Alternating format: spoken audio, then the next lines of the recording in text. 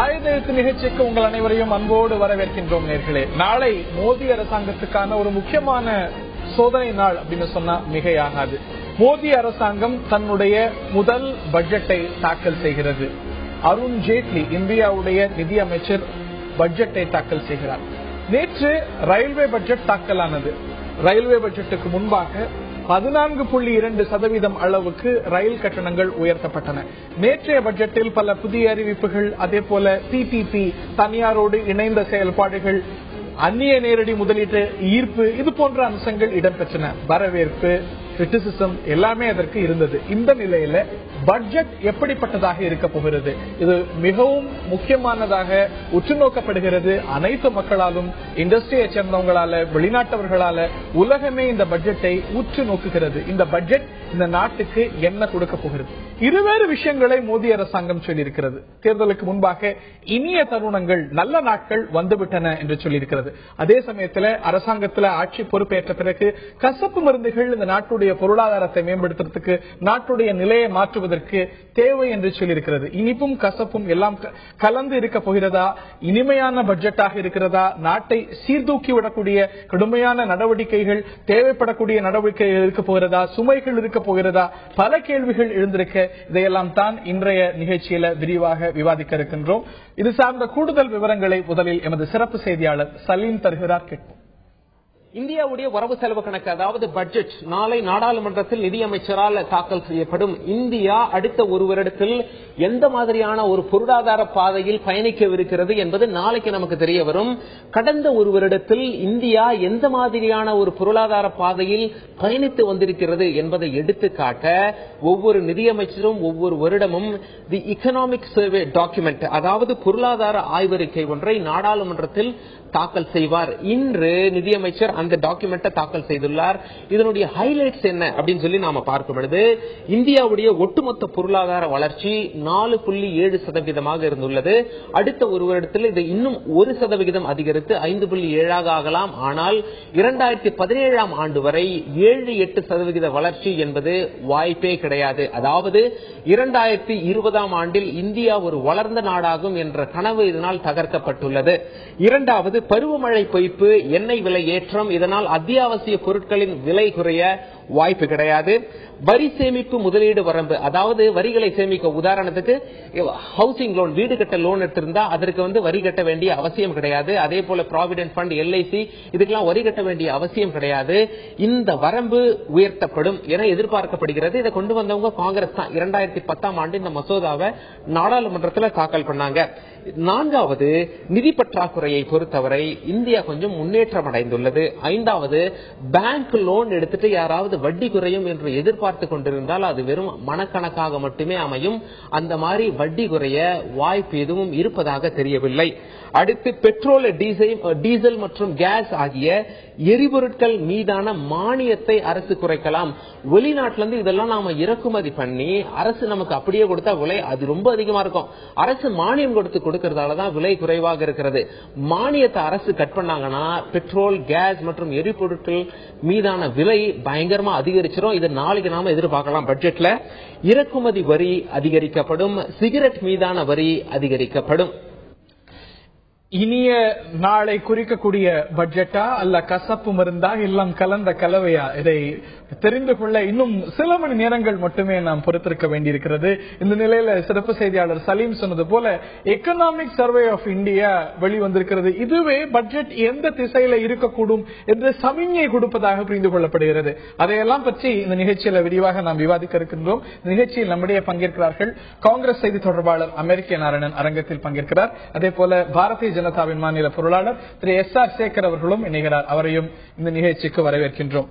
தேர்தல் சமயத்தில் SR சேகர், நீங்க சொன்ன விஷயம், P. சிதம்பரம் ஆகட்டும், இல்ல அதற்கு முந்தைய நிதியமைச்சர்களாகட்டும், UPA உடைய அரசு நாட்டை திவாலாகி சென்று விட்டது, மிக மோசமான நிலையில் வைத்திருக்கிறது அப்படின்னு ஒரு விஷயத்தை சொன்னீங்க. அதுதான் உங்களுடைய பிரச்சாரத்துடைய மைய அம்சமாக இருக்கிறது. இந்த நிலையில இன்னைக்கு இந்திய அரசாங்கத்தால், தற்போதைய இந்திய அரசாங்கத்தால் எக்கனாமிக் சர்வே ஆஃப் இந்தியா வெளியிடப்பட்டிருக்கிறது. இதுல நீங்க என்னெல்லாம் சொன்னீங்களோ அதுக்கு மாறான விஷயங்களை தெரிவிச்சிருக்கீங்களோ? பேலன்ஸ் ஆஃப் பேமெண்டா சென்ற ஆண்டுல நல்லா இம்ப்ரூவ் ஆயிருக்கு. அதே போல நிதி பற்றாக்குறை அவ்வளவு மோசமா இல்ல, நல்லா இம்ப்ரூவ் ஆயிருக்கு. வர்த்தக பற்றாக்குறை ட்ரேட் டெபிசிட் 27.8% அளவுல நல்ல நிலையில தான் இருக்கிறது. ஃபாரின் எக்ஸ்சேஞ்ச் ரிசர்வ்ஸ் அதுவும் நன்றாக இருக்கிறது அப்படின்னு அமெரிக்க நாரணமோ காங்கிரஸ் கட்சி சேர்ந்தவங்களோ சொல்லல, இந்த அரசாங்கத்துடைய எக்கனாமிக் சர்வே ஆஃப் இந்தியா சொல்கிறது. ஆக யூபி அரசாங்கம் நல்ல நிலையில உங்களுடைய வரிகள்ல இந்த நாட்டுடைய பொருளாதாரத்தை விட்டு சென்றிருக்கும். அதாவது முதல்ல எக்கனாமிக் சர்வே ஆஃப் இந்தியா ஒரு மாசத்துல எடுக்கிறது இல்ல. இதற்கு இந்த கடந்த 10 ஆண்டு காலமாக நடந்த அரசாங்கத்தினுடைய செயல்பாடுகளை குறிப்பதற்கான பொருளாதார ஆய்வு அறிக்கை.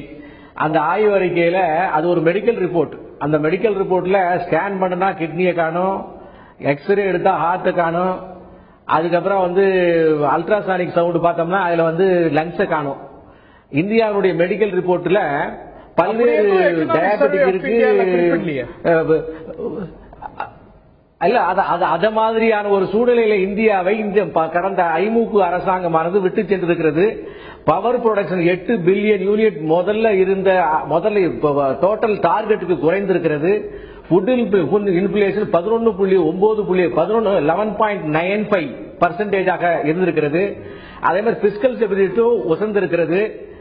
மிக முக்கியமான 5 முக்கியமான செக்டாரான இன்ஃப்ராஸ்ட்ரக்சர் செக்டார், அதே மாதிரி iron and Steeles sector, aviation, textile, mining இவையெல்லாம் மிக பலவீனமாக இருக்கிறது.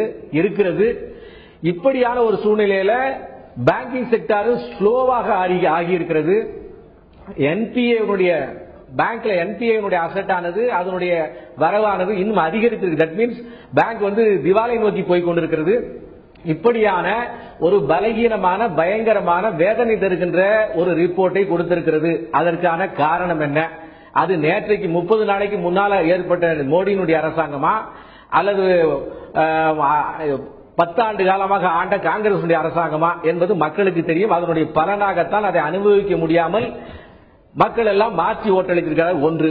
இரண்டாவதாக இந்த பணவீக்கமானது ஒரு மிகப்பெரிய அளவிலே உயர்ந்திருக்கிறது.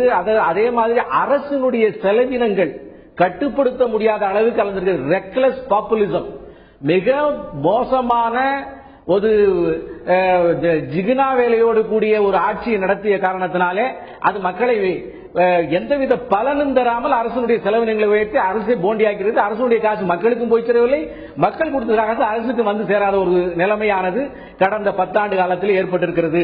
இதற்கான மிக முக்கியமான காரணம் பணவீக்கத்தை கட்டுப்படுத்துவதற்கான முக்கிய காரணிகளான monetary policy, fiscal deficit policy control, விவசாயத்துக்கான சப்ளை செயின் சம்பந்தப்பட்ட ரிஃபார்ம்ஸ், இவை எதுவுமே இந்த அரசாங்கம் செய்யவில்லை, செய்ய முடியவில்லை.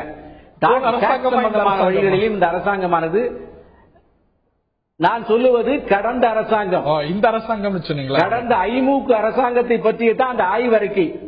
ஆகவே இப்ப பிரசன்ட் சொன்னது தப்பாக இருக்கல, மாற்றிக்கொள்கிறேன். கடந்த அரசாங்கம் செய்யவில்லை.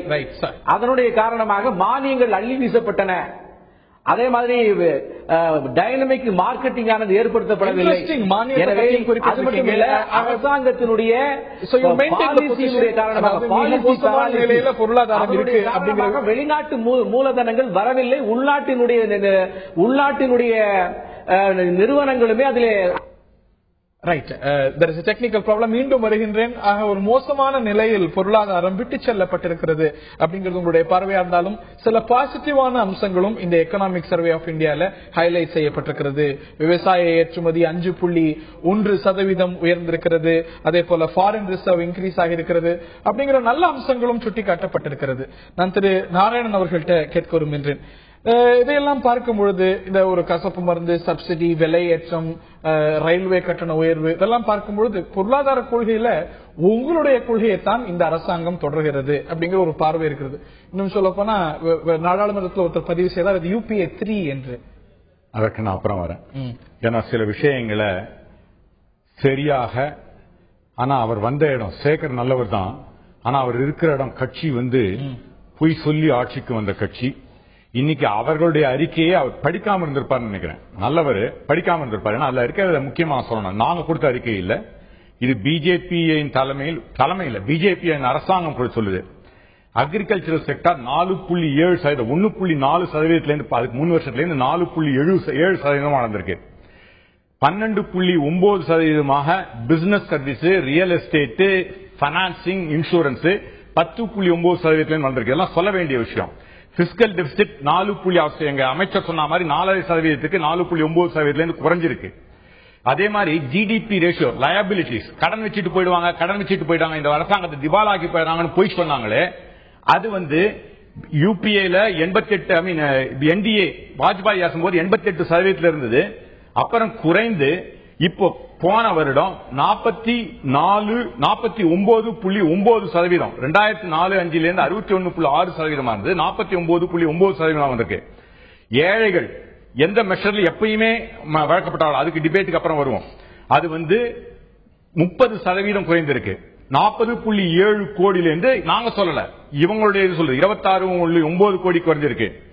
5 இதே மாதிரி மற்ற வளர்ச்சி அக்ரிகல்ச்சர் பாத்தீங்கன்னா record grain production 264 million tons, oil seed 32.4 million ton, record production பருப்பு வகைகள் 19.6 மில்லியன் டன், கிரவுண்ட் நட் 73.17% வளர்ச்சி வந்திருக்கு. அக்ரிகல்ச்சரல் செக்டாருக்கு 7 லட்சம் கோடி ரூபாய் நாங்க கடன் கொடுத்திருக்கோம். மில்க் ப்ரொடக்ஷன் இந்த உலகத்திலே 132.43 டன் வளர்ந்திருக்கு. சர்வீசஸ் செக்டார் 9%, அடுத்த சைனாவுக்கு அடுத்த வளர்ச்சியில் இருக்கு. இவர்கள் நாங்கள் சொன்னதல்ல, பிஜேபியின் அரசின் பொருளாதார அறிக்கை சொல்கிறது. இதுல பொய்யை சொல்ல வேண்டாம், படிச்சுட்டு சொல்லுங்க. உண்மையை இல்லன்னு நான் சொன்ன நம்பர் ஏதாவது ஒண்ணு தப்புன்னு ப்ரூவ் பண்ணிட்டா நான் வெளில போயிடுறேன். நிறைய புள்ளி உரங்களை கொடுத்திருக்கும், தலை சுத்தது அவரும் சில. ஆனா உண்மையை சொல்றோம், அவர் உண்மையை சொன்ன அவர் புள்ளி. see in god we trust, everybody else talks statistics. patient died. இந்த மேகராஜன் கமிட்டி இல்ல உண்மையை சொல்லணும்ல, நீங்க போய் 19 சொல்லிட்டு போனீங்கன்னா ரிப்போர்ட்டை விட புள்ளி உரங்களோட சொல்லுங்க. பிபிஎல் குறைஞ்சிருக்கு. என்ன குறைஞ்சிருக்கு? பிபிஎல் நீங்க வருமானத்தை ஏத்துனதுனால பிபிஎல் குறைஞ்சிருக்கு. நீங்களாவே ஒரு 91 மில்லியன் நீங்களாவே பிலோ பாவர்ட்டி லைன் ஏத்தலீங்க. 2004 இருந்தது தான் இப்பயும் வச்சிருக்கோம். நல்லா புரிஞ்சுங்க. 2004 என்ன இருந்தோ ஐயா நீங்க படித்தவரே. இந்த நிலையில நம்முடைய மார்க்சிஸ்ட் கம்யூனிஸ்ட் கட்சியை சேர்ந்த சட்டமன்ற உறுப்பினர் பாலகிருஷ்ணன் அவர்களும் நம்முடைய இணைகிறார். இந்த பட்ஜெட்டில் இருந்து உங்களுடைய எதிர்பார்ப்புகள் என்ன? எக்கனாமிக் சர்வே ஆஃப் இந்தியாவுடைய அறிக்கையில, பட்ஜெட்டுக்கு முன்பாக தாக்கல் செய்திருக்கக்கூடிய இந்த அறிக்கையில சொல்லியிருக்கக்கூடிய விஷயம், சப்சிடி மானியங்கள் ஒரு பெரிய சுமையாக வளர்ந்திருக்கிறது, அதிலெல்லாம் சீர்திருத்தம் வேண்டும் அப்படின்னு சொல்லியிருக்கிறது. தேவைப்படாத சில மானியங்களும் இருக்கவே செய்கிறது. அப்படிங்கறதுல உங்களுக்கு மாற்று கருத்து உண்டா? சார், மானியங்களை பொறுத்தவரையில யாருக்கு கொடுக்கக்கூடிய மானியங்கள் தேவையில்லைங்கிறத பத்தி தான் யோசிக்க வேண்டியிருக்கு. அதாவது மானியங்களே இந்த நாட்டில் வழங்க வேண்டிய அவசியம் எனக்கு தானே. மானியங்களே இந்த நாட்டில் வழங்க வேண்டிய அவசியம் மானியங்களே இந்த நாட்டில் வழங்க வேண்டிய அவசியம் ஏன் இருக்குன்னா, மக்களுடைய பொருளாதார வாழ்வு தரம் நாளுக்கு நாள் மோசமடைஞ்சு வருகிற சூழ்நிலையில அந்த வாழ்வாதாரத்தை இழந்திருக்கக்கூடிய மக்களுக்கு, ஏழை நடுத்தர மக்களுக்கு அரசு மானியங்களை வழங்கிதான் அந்த மக்களுடைய வாழ்வாதாரத்தை பாதுகாக்க வேண்டிய அவசியம் இருக்கிறது. உதாரணமா இப்ப நம்ம உணவுக்கு மானியம் கொடுக்கிறோம், பெட்ரோல் டீசலுக்கு மானியம் கொடுக்கிறோம், உரத்துக்கு மானியம் கொடுக்கிறோம், எரிவாயுக்கு மானியம், சிலிண்டர் சமையல் எரிவாயுக்கு மானியம் கொடுக்கிறோம். இது போன்ற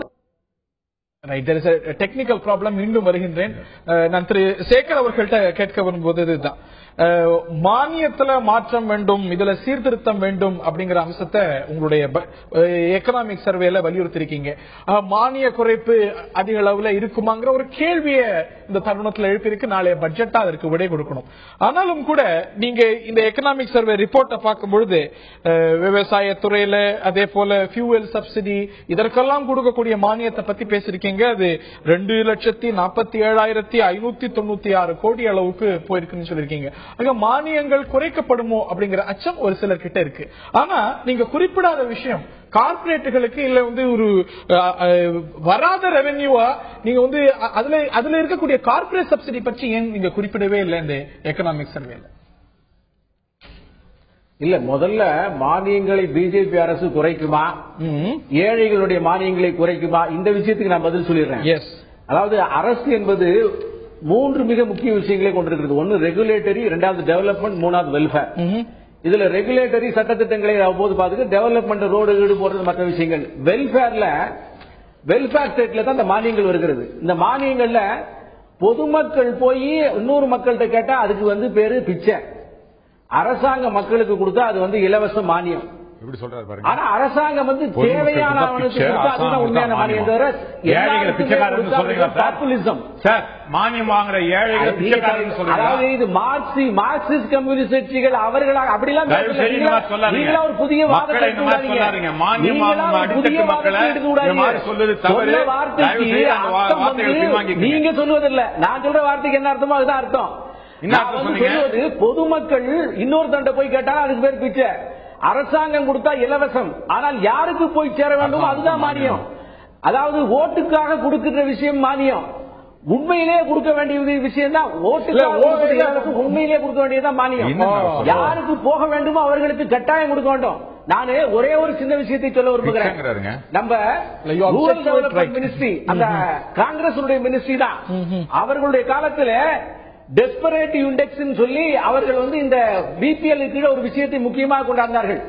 அதுல உண்மையா இயற்கையாகவே சில பேர் உள்ளே வருவார்கள், இயற்கையாகவே சில பேர் வெளியே போவார்கள். அதாவது ஏழைகள், பிற்படுத்தப்பட்ட மக்கள், விதவைகள், பிசிக்கலி சேலஞ்சு, இந்த மாதிரி இருக்க இயற்கையாக உள்ளே வருவார்கள்.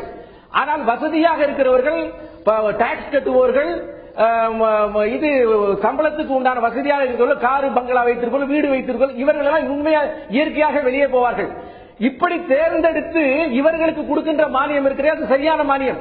அதை விடுத்து ஓட்டுக்காக கொடுக்கிற மானியங்கள் எது ஓட்டுக்காக கொடுக்கின்ற மானியம் மட்டுமே இது இருக்காது. சொல்றீங்க நீங்க fuel subsidy, food subsidy, petroleum சப்சிடின்னு சொல்லி இவ்வளவு லட்சம் கோடி அப்படின்னு சொல்றீங்க. ஆனா ரெவென்யூ ஃபார்கான் போன எக்கனாமிக் சர்வேல கொடுத்த ரெவென்யூ ஃபார்கான் இதுல பெரும்பாலும் கார்பரேட் சப்சிடின்னு சொல்லப்படுது. 5.7 லட்சம் கோடி, 5.73 lakh crores. நீங்க சொல்லக்கூடிய இந்த ஃபுட் சப்சிடி, பெட்ரோலியம் சப்சிடி எல்லாம் சேர்த்தா இந்த அளவுக்கு வரல, 2.7 லட்சம் கோடி தான் வருது. இத பத்தி குறிப்பிடுற நீங்க ஏன் இந்த ரெவென்யூ ஃபார்கான் பத்தி இந்த எக்கனாமிக் சர்வேல பெரிய அளவுக்கு நீங்க வருத்தப்படல? ஃபுட் சப்சிடியை பத்தி வருத்தப்படுறீங்க, அது மிக அதிகமா இருக்கு. உருவாக்கியது யார்? ரெவென்யூ ஃபர்கானை, ரெவென்யூவை வேண்டாம் என்று சொன்னது எந்த அரசு? முடிவெடுத்து அது வராமல் இருப்பதற்கு நாங்களா இப்ப தயாரித்திருக்கக்கூடிய எக்கனாமிக் சர்வே யாருடைய டாக்குமெண்ட்? அதை பத்தி நீங்க இதுல குறிப்பிடல. யூபி அரசாங்கம் செஞ்சிருக்கு. இந்த ரெவென்யூ மீட்டெடுக்க நடவடிக்கை எடுப்போம், குறிப்பிடாமல் இருந்தது அல்லது குறிப்பிடாத ஒரு தவறு என்பது தவறு அல்லவா? ஃபுட் சப்சிடி உருவாக்கியவர்கள் யாரும் அவர்களை பத்தி பேசலையே. உணவு மானியம், அதற்கு காரணமானவர்களை பத்தி பேசல. உணவு மானியம், டீசல் மானியம், பெட்ரோல் மானியம், அதே போல உர மானியம், இதெல்லாம் பெரிய இழப்பு ஏற்படுது. இதுல பிரச்சனை இருக்கு, சீர்திருத்தம்னு சொல்லக்கூடிய நீங்க ஏன் இந்த கார்பரேட் சப்சிடி பத்தி நீங்க அதுல ரெகுலரைஸ் செய்யணும், அதுல சீர்திருத்தம் சொல்லல? ஏன்னா பிகாஸ் இட் இஸ் ஃபியூச்சர். இல்ல, ஒரே ஒரு விஷயம், கார்பரேட் சப்சிடி நீங்க நன்றாக பார்த்தீர்கள் என்று சொன்னால், ஸ்பெஷல் எக்கனாமிக் ஜோன் புதிதாக ஒரு தொழிலை உருவாக்குவதற்காக கடந்த அரசு மட்டுமல்ல எல்லா மாநில அரசுகளும் சொல்லியே செய்கின்ற அனுகூலங்கள்.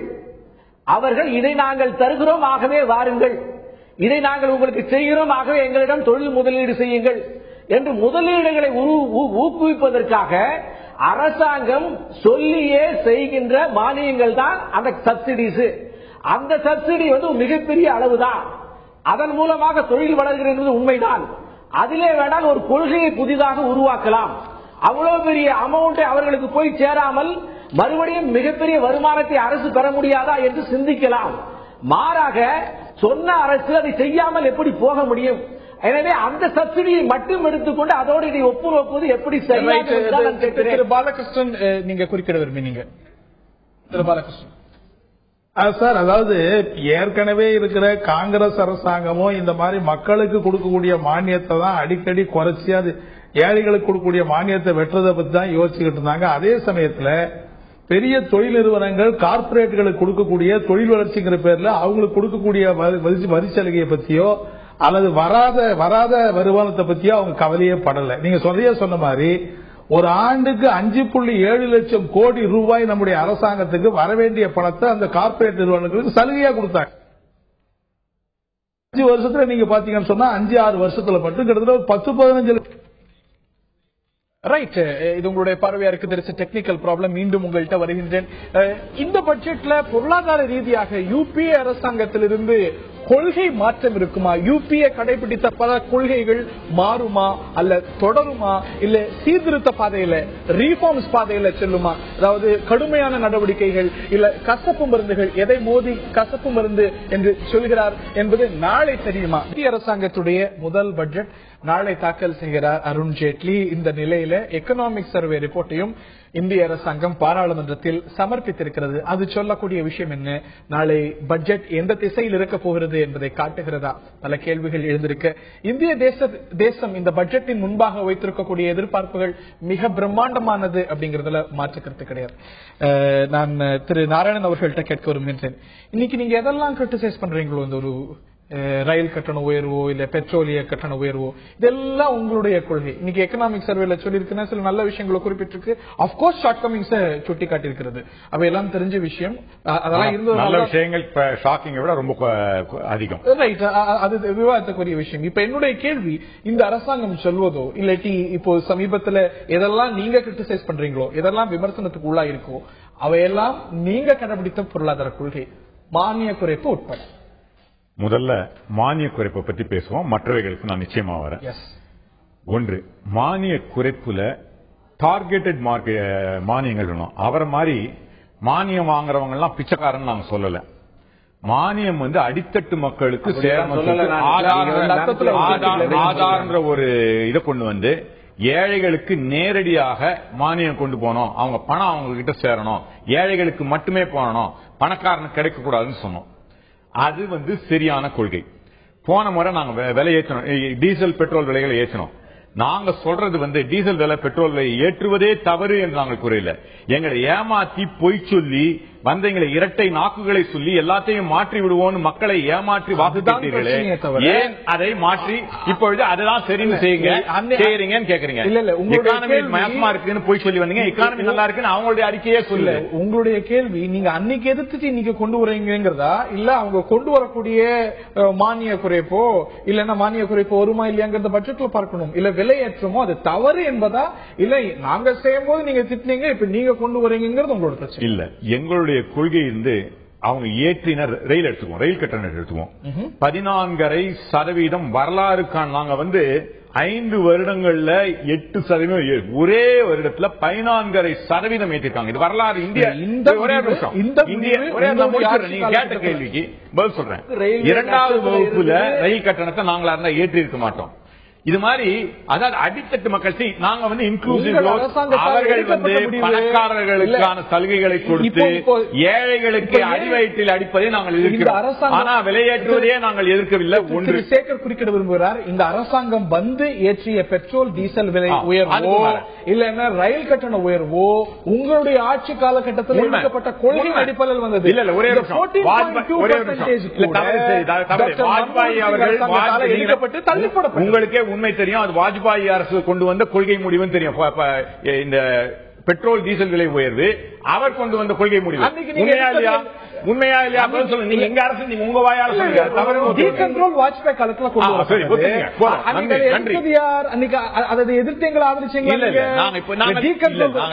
வாஜ்பாய் காலகட்டத்தில் முடிவெடுக்கப்பட்ட போது காங்கிரஸ் எதிர்த்ததா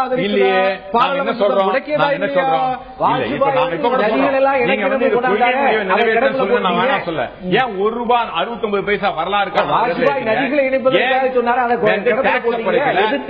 மாநில அரசு டாக்ஸ் குறைக்கல நாங்க கேட்கிறோம். நான் திரு சேகர் அவர்கள்ட்ட கேட்க வரும்போதேதான் இன்னைக்கு இந்த ஒரு விஷயங்கள் எல்லாம் அந்த ஆட்சி காலகட்டத்தில் எடுக்கப்பட்ட முடிவுகளுடைய நீட்சி அப்படிங்கறதுல பலருக்கு மாற்று கருத்து இருக்காது. ஆனா எதையெல்லாம் இன்னைக்கு கசப்பு மருந்து இது செஞ்சே ஆகணும் அப்படின்னு சொன்னீங்களோ, ஐயோ இது விஷம், விலைவாசி விஷம் போல ஏறுது, இந்த முடிவு மிக தவறு, சாமானியர்கள் சாதாரண மக்கள் பாதிக்கப்படுவார்கள், இந்த விலை ஏற்றாமலேயே இந்த விலை உயர்வு கொள்கை இல்லாமலேயே சீர்தூக்கலாம் சீர் செய்யலாம் அப்படின்னு அரசாங்கத்துக்கு அன்றைய அரசாங்கத்துக்கு லட்சம் மோடிஜி அதிகாரத்தில் உள்ளவர்கள் அகங்காரம் உள்ளவர்கள் சொன்னார் விளையாட்டுறதுக்கு. இல்ல இது எதெல்லாம் நீங்க எதிர்த்தீங்களோ, எதெல்லாம் விஷம் என்று சொன்னீங்களோ, இன்னைக்கு கசப்பு மருந்துன்னு நீங்க கொண்டு வரும்போது இந்த கேள்வி உங்களை நோக்கி எழத்தான். இது விஷம் இல்லையா? இல்ல அதாவது 10 ஆண்டு காலமாக ரயில்வேல 99 ப்ராஜெக்ட் கொண்டாந்தாங்க. ஒரு ப்ராஜெக்ட் தான் 10 வருஷத்துல முடிச்சிருக்காங்க. பல்வேறு ப்ராஜெக்டுகளை கொண்டாந்து அன்னைக்கு பீஸ் மீலாக தமிழ்நாட்டு மக்களுக்கு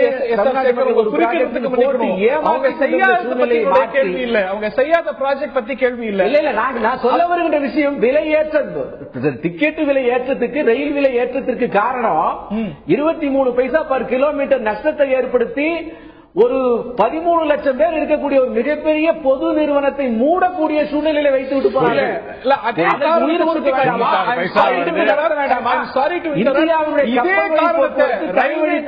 நீர்வழி போக்குவரத்தோடு அது மிகப்பெரிய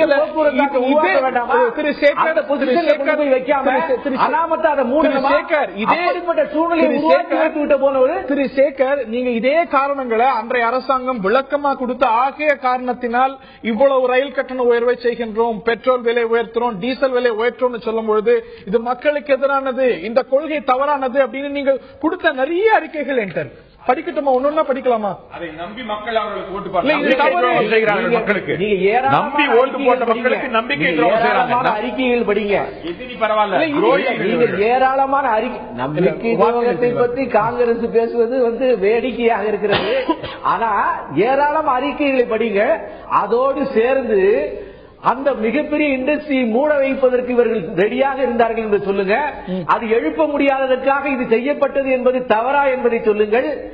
ஆகவே அப்படிப்பட்ட இண்டஸ்ட்ரியை தூக்கி நிறுத்துவது, அதாவது காங்கிரஸ் செய்வதற்கும் பிஜேபி செய்வதற்கும் ஒரு முக்கியமான விவரங்கள் உண்டு. காங்கிரஸ் பாப்புலிசத்தின் அடிப்படையிலே அடுத்த முறை அந்த இண்டஸ்ட்ரியை தூக்கி நிறுத்த வேண்டும் என்கிற வெளிப்படை தன்மை இல்லாத முறையிலே செய்கிறது.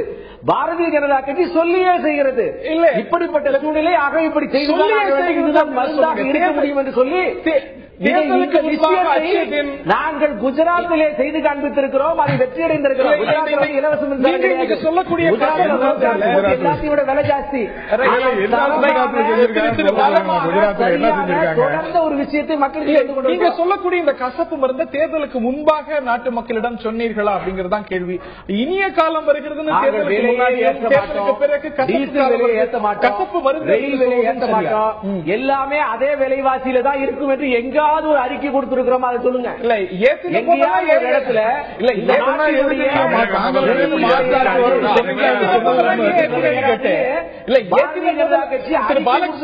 நீங்களாவே சொல்லிக்கிறீங்க. மாமியார் உடைச்சா திரு பாலகிருஷ்ணன் அவர்கள்ட்ட போனோம். ஆனா ஏத்தின போதெல்லாம் எப்பெல்லாம் விலைவாசி உயர்ந்ததோ, எப்பெல்லாம் ரயில் கட்டணம் உயர்ந்ததோ, எப்பெல்லாம் இன்ஃபிளேஷன் அதிகமாக இருந்ததோ, எப்பெல்லாம் பெட்ரோல் டீசல் விலை உயர்ந்ததோ அப்பெல்லாம் இது செய்யாமலேயே நாட்டுடைய பொருளாதாரத்தை சீர்தூக்கலாம், மக்கள் பாதிக்கப்படுகிறார்கள். ஒவ்வொரு முறையும் நீங்க கொடுத்த அறிக்கைகளுடைய தொகுப்பு இருக்கு. நான் திரு பாலகிருஷ்ணன் அவர்கள்ட்ட கேட்க விரும்புகிறேன். இது ஒரு பக்கம் இருந்தாலும் கூட இன்னொரு பக்கம் இன்னைக்கு டார்கெட்டட் சப்சிடிஸ் வேணும். இந்த சப்சிடிஸை பொறுத்த வரைக்கும், இந்த மானியங்களை பொறுத்த வரைக்கும் லீக்கேஜ் இருக்கிறது. தேவைப்படாதவர்களுக்கும் இந்த மானியங்கள் போகிறது. அதை சீர்படுத்தணும் அப்படின்னு இந்த அரசாங்கம் சொல்கிறது. இதில் போன அரசாங்கமும் சொன்னது. இதில் தவறு என்ன இருக்க முடியும்? இல்ல அதாவது ஏற்கனவே காங்கிரஸ் கட்சி மானியம் சம்பந்தமான என்ன அணுகுமுறை வைத்திருந்ததோ அவங்க சொன்ன அதே வாதங்களை தான் இன்னைக்கு இருக்கிற பிஜேபி புதிய வார்த்தைகளை அவங்க சொல்ல ஆரம்பிச்சிருக்காங்க. அவ்வளவுதான். அவங்க அவங்க ஏழைகளுக்கு கொடுக்கக்கூடிய மானியத்துல விரயமாவது, பணம் அதிக செலவாகுது, உரிய பயனாளிகளுக்கு போய் இப்ப நீங்க இந்த எக்கனாமிக் சர்வே கூட பாருங்க. அவங்க என்ன சொல்றாங்க, வங்கிகள் மூலமாக பணத்தை நேரடியாக கொண்டு போய் சேர்ப்பதுதான் ஏற்கனவே காங்கிரஸ் என்ன அறிமுகப்படுத்திச்சோ அதே திட்டத்தை தான் இவங்களும் கொண்டு வர போறாங்க. அப்படின்னா உணவுக்கான மானியம் இருக்காது, பெட்ரோலுக்கான மானியம் இருக்காது, உரத்துக்கான மானியம் இருக்காது. நேரடியா பேங்க்ல கொண்டு போடுறான்னு சொல்லதான் உங்கள் கையில் உங்க பணம்னு நிதியமைச்சர் பாசம் அறிவிச்சார் பாருங்க. அதே கொள்கையை தான் இவங்க மீண்டும் நீடிப்பதற்கான முயற்சி இவங்க பண்றாங்க. அதே சமயத்துல நீங்க சொன்ன மாதிரி கார்பரேட் நிறுவனங்களுக்கு 5 லட்சத்தி ஆண்டுக்கு 5,75,000 கோடி ரூபாய் கொடுக்கிற மானியம் இருக்கு பாருங்க. அதை பத்தி காங்கிரசும் வாய திறக்கல, இப்ப பிஜேபி வாய திறக்கல. ஆகவே முழுக்க முழுக்க காங்கிரஸ் பிஜேபி ரெண்டுமே பொருளாதார கொள்கையில ஒரு நாணயத்தின் 2 பக்கங்கள்ங்கிறத ஒரு 6 மாச அரசியல்ல இந்திய நாட்டு மக்கள் புரிந்து கொள்வதற்கு ஒரு வாய்ப்பு ஏற்பட்டிருக்குங்கிறத நான் ரொம்ப பணிவோடு தெரிவிச்சுக்க விரும்புறேன். திரு நாராயணன் உங்கள்கிட்ட அந்த காங்கிரஸோட தான் 5 ஆண்டு காலங்களில் இடதுசாரிகள் கூடி குலாவி UPA 1 இருந்தார்கள் என்பதையும் நான் நினைவுபடுத்த விரும்புகிறேன். நான் திரு நாராயணன் அவர்கள்ட்ட கேட்க விரும்புகிறேன். அன்னைக்கு வந்து பிஜேபி ஆட்சி, அதனால அவங்களுடைய பொருளாதார கொள்கையில நாங்க ஆதரிச்சோம்னு அர்த்தம் கிடையாது. நாட்டுல வந்து ஒரு அரசு வேணும், ஒரு ஆட்சி அமையணும், பிஜேபி என்கிற ஒரு மதவெறி பிடித்த கட்சி ஆட்சிக்கு வந்துவிடக் கூடாது என்பதற்காக காங்கிரஸ் ஆதரிச்சோம். அதே சமயத்தில் உங்களுடைய தவறான பொருளாதார கொள்கை என்னைக்குமே நாங்க ஆதரிச்சதே கிடையாது. அதை எதிர்த்து எப்போதெல்லாம் குரல் கொடுக்கணும் அப்போதெல்லாம் குரல் கொடுத்துக்கிட்டு தான் இருந்திருக்கோம். ஆனா ஒரு அரசாங்கமே இல்லாம நாடு சூன்யமாயிடக்கூடாது என்பதற்காக நாங்க வந்து காங்கிரஸ் அன்னைக்கு அது UPA 1 ஆதரிச்சோம், UPA 2 ஆதரிச்சோம். நீங்க வெறும் 8 இடத்தை பிடிச்சிருக்கீங்க. நான் திரு நாராயணன் அவர்கள்ட்ட அது ரொம்ப நீங்க அடுத்த என்ன ஒரு 6 மாசம் நீங்க தேர்தல் வைங்க, 8 இடத்துக்கு கூட நீங்க வர முடியாது. அதை பற்றி ஒரு 6 மாசம் திரும்ப தேர்தல் வரட்டு 8 இடத்துல கூட பிஜேபி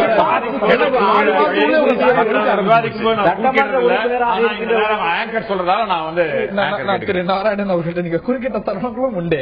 நான் திரு அதை பத்தி விவாதம் அதிகமா நான் குறுக்கிறது. ரைட். நான் உங்கள்கிட்ட கேட்கக்கூடிய கேள்வி, இது ரெட்ட நிலைப்பாடு இல்லையா? ஒரு பக்கம் வந்து பெட்ரோல் டீசல் விலை உயர்ந்தா பாராளுமன்றத்துல பிரைஸ் ரைஸ் அப்படின்னு சொல்லிட்டு மைய மண்டபத்துக்கு போய் கூச்சல் போடுறது, பாராளுமன்றத்தை நடத்த விடாம செய்யறது. இன்னொரு பக்கம் ஒரு பிரைஸ் ரைஸ் அரசாங்கம் தள்ளி போடுதுன்னா ஐயோ ஏன் தள்ளி போட்டா இதனால பெரிய பாதிப்பு ஏற்படுமே அப்படின்னு நீங்களே குரல் கொடுப்பது, அதுவும் இந்த ஆட்சியில குரல் கொடுப்பது. தள்ளி போட்டு சொல்றீங்க நேச்சுரல் கேஸ் உடைய பிரைஸ் ரைஸ் சில 3 மாதங்களுக்கு இந்த அரசாங்கம், இதே அரசாங்கம் தள்ளி வச்சு, அதுக்கான காரணங்கள் சொல்லும் போது வேலை உயரும், இது வந்து பொருளாதாரத்தை மக்கள் பாதிக்கப்படுவாங்க, சில காரணங்கள் சொல்லப்படுது. தள்ளி வச்சாங்க. அதற்கு முன்னாள் பெட்ரோலியத்துறை அமைச்சர் வீரப்ப மொய்லி இதை தள்ளி வச்சதுனால பெரிய பாதிப்பு, இதனால வந்து அரசாங்கத்துடைய வந்து பொதுத்துறை நிறுவனங்கள் தான் பாதிக்கப்படும், தள்ளி வச்சிருக்க கூடாது, கட்டணத்தை உயர்த்திருக்கணும்னு சொல்வது உங்களுடைய முன்னாள் அமைச்சர். ஆக ரெட்டு நிலைப்பாடு இல்லையா? ஒரு பக்கம் விலை உயர்ந்தா கூச்சல் போடுறது, இன்னொரு பக்கம் ஏன் விலை உயர்த்தலன்னு கேட்கிறேன். நீங்க கேட்ட கேள்வி நியாயமான கேள்வி. ஆனா நீங்க உங்க கேள்வியிலேயே அதற்கான பதில் இருக்கு.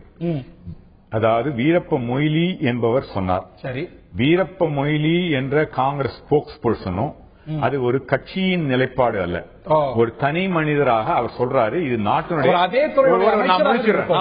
கேள்வி கேட்ட ரொம்ப தெளிவா பதில் சொல்றேன். அவர் அந்த துறையை இது பண்ணுவாரு.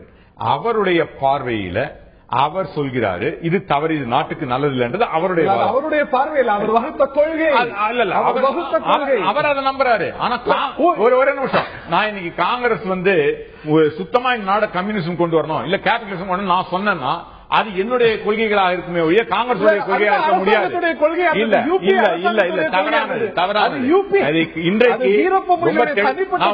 நான் உங்களை கேட்கிறேன், காங்கிரஸ் அபிஷியல் ஸ்போக்ஸ் பர்சன் இல்ல எங்களுடைய தலைவர் துணைத் தலைவர்கள் இதை சொன்னார்களா? நிச்சயமாக இல்லை. அதனால அது அவருடைய தனிப்பட்ட கொள்கை. மானியத்தில் சொன்னாரு. ரொம்ப தெளிவா சொல்லிடுறேன். இல்ல ரெண்டாவது விஷயம் தெளிவா சொல்லிடுறேன். இவர் வந்து மானியத்தில் எங்களுடைய 2 பேரும் பொறுத்த வரைக்கும் கொள்கையா இருந்த விஷயம் அதை ஏன் செயல்படுத்தல, இந்த விலையேற்றத்தை செயல்படுத்தலன்னு வீரப்ப மொய்லி கேட்கிறார். அது வந்து உங்க அரசாங்கத்துடைய கொள்கையாவும் இருந்தது. நான் மறுக்கல, கொள்கை அது ஒத்துக்கிறேன். அதாவது எங்க UPA கொள்கைகள் இருந்ததுன்னு சொல்றேன். அதை இவர்கள் எதிர்த்தார்கள் என்பது உண்மை.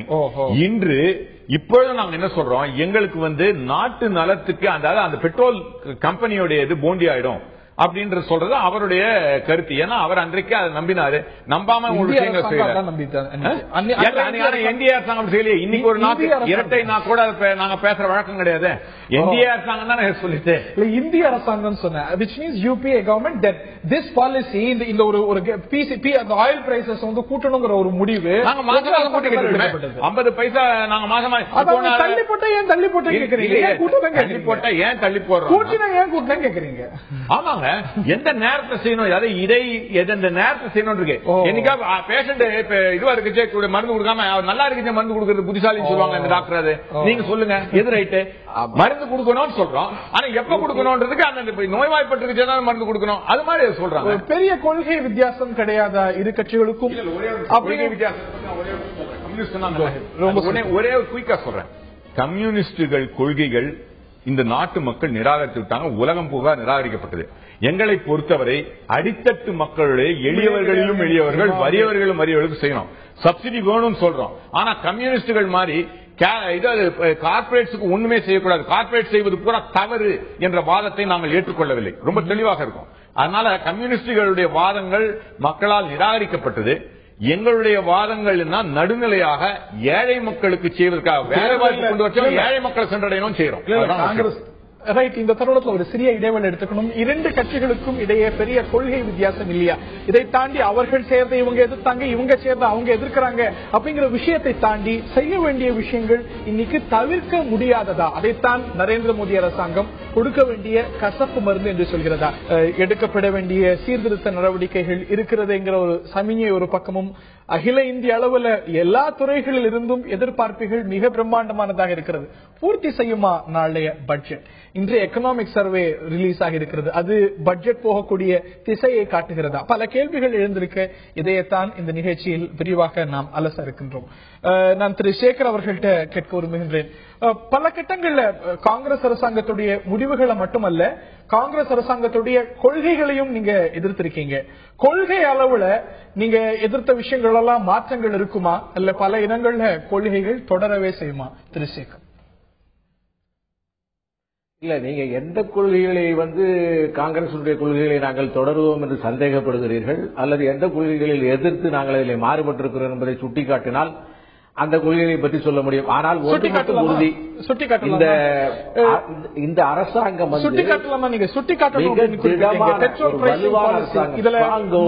நிலைப்பாடு எடுக்குமா? ஒரு வைப்ரண்ட் எக்கனாமி, ஒரு வலுவான பொருளாதாரம், ஒரு சோசியல் ஜஸ்டிஸ் உள்ள அரசாங்கம் என்ற மூன்றினுடைய கலவையாக நாளைய பட்ஜெட் அமையும். அதற்கு காரணம் பிஸ்கல் டெபிசிட் மிக கேவலமாகி போய்விட்ட சூழ்நிலையில அதுல 5லிருந்து 3% குறைப்பதற்கு 2-3 வருடங்கள் ஆகலாம்.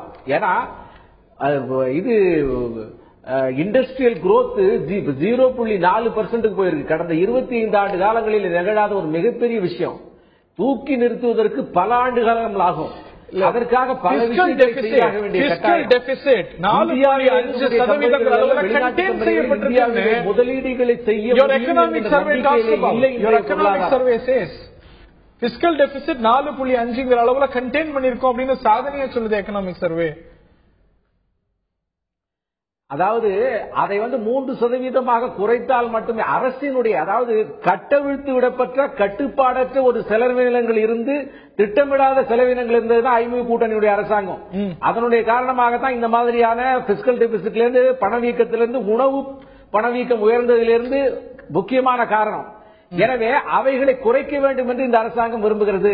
ஒரு ஐடியல் கண்டிஷனுக்கு போக வேண்டும் என்று விரும்புகிறது. வாஜ்பாயினுடைய ஆட்சி காலத்தில் 2.5% அளவுக்கு பணவீக்கம் குறைந்து வந்தது. மேற்கத்திய நாடுகளிலே கூட இல்லாத ஒரு சூழ்நிலையை உருவாக்கணும். ஆகவே அந்த மாதிரியான ஒரு ஐடியல் கண்டிஷனுக்கு போக வேண்டும் என்று இந்த அரசு நினைக்கிற காரணத்தினாலே இந்த எக்கனாமிக் இன்வெஸ்ட்மெண்ட், பொருளாதார இன்வெஸ்ட்மெண்ட் வெளிநாட்டிலிருந்தும் உள்நாட்டிலிருந்தும் வருவதற்கான ஒரு அட்மாஸ்பியரை உருவாக்கணும். அதற்கு இப்ப தடங்கலாக இருக்கிற பல சட்டங்களை, பல விதிமுறைகளை தளர்த்தி அல்லது சரிபடுத்தி அல்லது சீராய்வு செய்ய வேண்டிய ஒரு சூழ்நிலை. காரணம், ஒரு சீரற்ற பொருளாதாரமும் பெருந்த பணவீக்கமும் பாலிசி பேராலிசிஸ் இந்த அரசாங்கத்துக்கு, கடந்த அரசாங்கத்துக்கு இருந்துச்சு. பிரதமருடைய கட்டுப்பாட்டிலே மந்திரிகளே இல்ல, ஒவ்வொரு துறையும் இல்ல. அதனுடைய காரணமாக ஏற்பட்ட அந்த பாலிசி பேராலிசிஸ் 2007க்கு பிறகு வெளிநாட்டு கொள்கை மாற்றம் இருக்குமா? இந்த அரசாங்கம் வலுவான அரசாங்கமாக, வைப்ரண்ட் அரசாங்கமாக இந்த பட்ஜெட்டிலே தன்னை நிரூபித்து காண்பிக்க முயற்சி செய்யும். ரைட். எந்தெந்த விஷயங்கள்ல கொள்கை மாற்றம் இருக்குமா அப்படின்னு நீங்க கேட்கறீங்க, பொதுவா சொல்றீங்கன்றீங்க. டீசல், பெட்ரோல் விலை கொள்கையில மாற்றம் இருக்குமா? ஏன்னா அந்த கொள்கையை எதிர்த்தவங்க நீங்க. அதே போல விலை உயர்வுக்கு ஏற்றாற் போல ரயில் கட்டணம், அதாவது பெட்ரோல் டீசல் விலை உயர்வுக்கு ஏற்றாற் போல கட்டணம் மாற்றி அமைக்க கூடாது, அது ஏழைகளை பாதிக்கும்னு சொன்னீங்க நீங்க. ஆனால் அது ஏற்கனவே அந்த கொள்கையை ஏற்கப்பட்டு விட்டது போல ரயில்வே பட்ஜெட்ல படுகிறது. இதுலெல்லாம் மாற்றம் இருக்குமாங்கிறது என்னுடைய கேள்வி. ஏன்னா பெட்ரோல், டீசல் விலை இவையெல்லாம் இன்ஃபிளேஷனோட மறுபடியும் சதானந்த கவுடா அவர்கள் சொன்ன ஸ்டேட்மெண்ட் முழுவதும் சரியாக நேர்மையாக படிக்க வேண்டும். Periodic revision. பீரியாடிக் ரிவிஷன் என்பது ஒவ்வொரு தடையும் பெட்ரோல் விலை ஏறுகின்ற போது ஏற்றுவது அல்ல.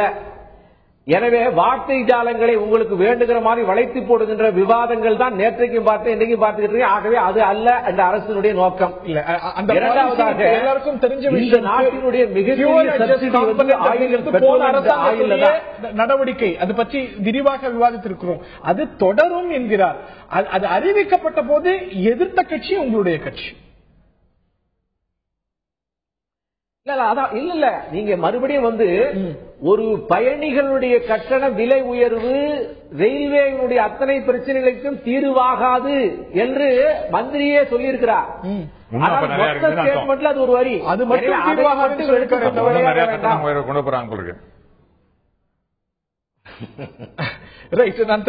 பெட்ரோல் டீசல் விலை உயர்வு அது கொடுக்கக்கூடிய மானியங்கள் நாட்டினுடைய மிகப்பெரிய சுமை. அதை எப்படி சமாளிக்க போகிறோம், பயோடீசலை அறிமுகப்படுத்த போகிறோம் என்பதெல்லாம் இந்த பட்ஜெட்டில் நாம் இதே வாதம் உங்களுடைய அரசாங்கத்துடைய வாதமும் கூட. திரு பாலகிருஷ்ணன் சுமையை பத்தியா சொல்லவே மாட்டேங்கிறீங்களா? திரு பாலகிருஷ்ணன் சொல்லுங்க sir. Go ahead, you wanted to make a point. தொடருங்க. இது இந்த கடுமையான நடவடிக்கைகள் தவிர்க்க முடியாதுங்கிற ஒரு பார்வை. இல்ல அதாவது காங்கிரசும் பிஜேபியும் கார்ப்பரேட் நிறுவனங்கள் பெரும் பெரும் தொழில் நிறுவனங்களை சார்ந்திருக்கிற பொருளாதார கொள்கை கடைபிடிக்கிற காரணத்தினால அவங்களுக்கு மக்களுக்கு கொடுக்கக்கூடிய மானியங்கள் மற்ற அந்த பொருளாதார நடவடிக்கைகளை தொடர்வது என்பது சாத்தியமில்லை என்பது அவங்களுடைய அடிப்படையான நிலைப்பாடு. ஆகவே தான் நீங்க பாத்தீங்கன்னா அவங்க ஆட்சிக்கு இவங்க ஆட்சிக்கு என்ன பெரிய கொள்கை மாறுதல் சொல்ல போறாங்க. அவங்க பெட்ரோல் டீசல் தீர்மானிக்கிற விலை தீர்மானிக்கிற அதிகாரத்தை கார்ப்பரேட்டே விட்டாங்க. அதையத்தான் இவங்களும் தொடர போறாங்க. இவங்க கூடுதலா என்ன செய்ய போறாங்கன்னா பெட்ரோல் டீசல் விலை உயர்கிற போது பீரியாடிக்கலா ரயில் கட்டணத்தை உயர்த்த போறாங்க.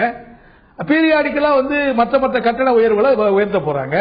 அதே மாதிரி அவங்க ஏழைகளுக்கு உணவு மானியத்தையோ டீசல் மானியத்தையோ உர மானியத்தையோ நாங்க கொடுக்க மாட்டோம், பேங்க்ல போடுவோம்னு சொன்னாங்க. அதையத்தான் இவங்களும் பேங்க்ல போட போறோம்னு இப்ப எக்கனாமிக் சர்வேல சொல்லிட்டு இருக்காங்க. ஆகவே பொருளாதார கொள்கை என்ற அடிப்படையில் பாத்தீங்கன்னா அவங்க என்னவெல்லாம் செய்தார்களோ அதையே அச்சரம் பெறகாம இன்னும் தீவிரமாக செய்கிற கொள்கையை தான் இவங்க செய்றாங்களே தவிர அடிப்படையில் பொருளாதார கொள்கை மாற்றம் என்பது இவர்களுக்குள்ள இல்லை என்பதை நான் வலுவா சொல்ல விரும்புறேன்.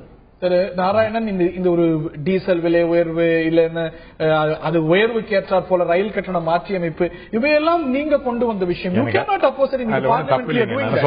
நாட்டில் நாங்க அன்னைக்கு சொன்னோம் பெட்ரோல் இது இன்டர்நேஷனல் பிரைஸ் வச்சே ஏத்தணும்னு சொன்னோம். அது ஒன்னும் இல்ல, மானியங்கள் இருக்குன்னு சொன்னோம். உண்மைதான், நான் மறுக்கல.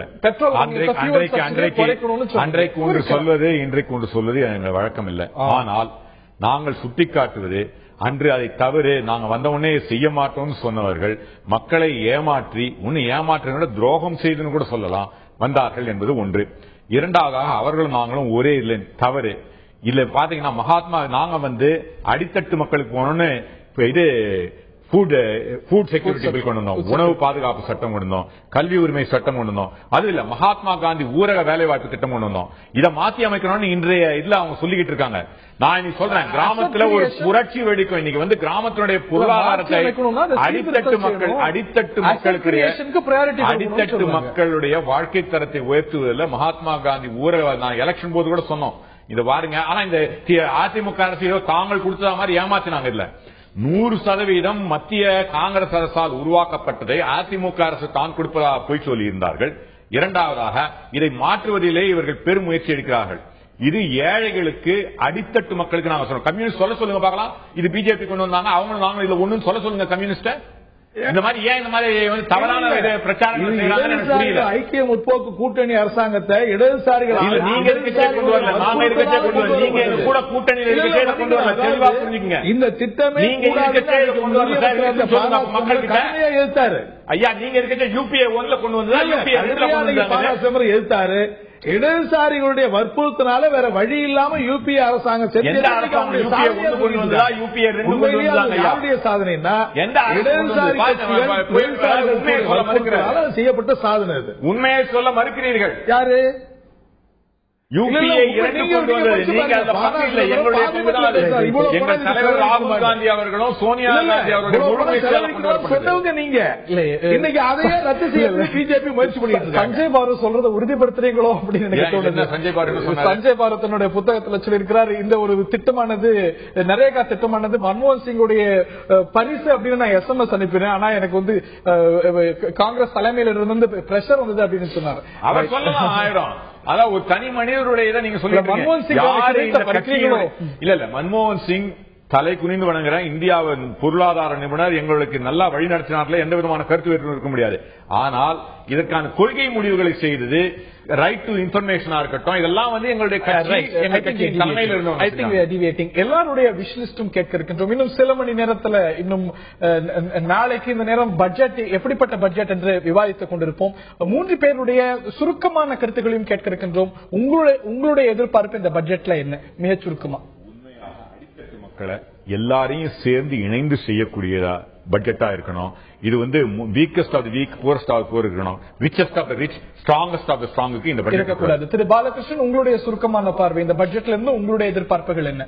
எங்களை பொறுத்தவரை ஏற்கனவே யூபிஏ அரசாங்கம் செய்யக்கூடிய நடவடிக்கைகளை பூரா முறியடிக்கக்கூடிய முறையில ஏற்கனவே மக்களுக்கு வழங்கக்கூடிய மானியங்களை தொடர்வதும், பெரும் தொழில் நிறுவனங்களுக்கும் கார்பரேட் நிறுவனங்களுக்கு வழங்கக்கூடிய சலுகைகளை ரத்து பண்ணி மக்களுக்கான பட்ஜெட்டை கொண்டு வர வேண்டும் என்று நாங்க விரும்புறோம். ஆனா பிஜேபியை பொறுத்தவரையில அவங்க ஏற்கனவே சொல்லிட்டாங்க, கடந்த யூபிஏ அரசாங்கத்தினுடைய அதே கொள்கையை மேலும் தீவிரமான முறையில் பட்ஜெட்டா கொண்டு வர போறங்கிற போலதான் இன்னைக்கு அந்த பொருளாதார ஆய்வறிக்கையில் வந்திருக்கிற பல அம்சங்கள் சுட்டிக்காட்டப்படுது.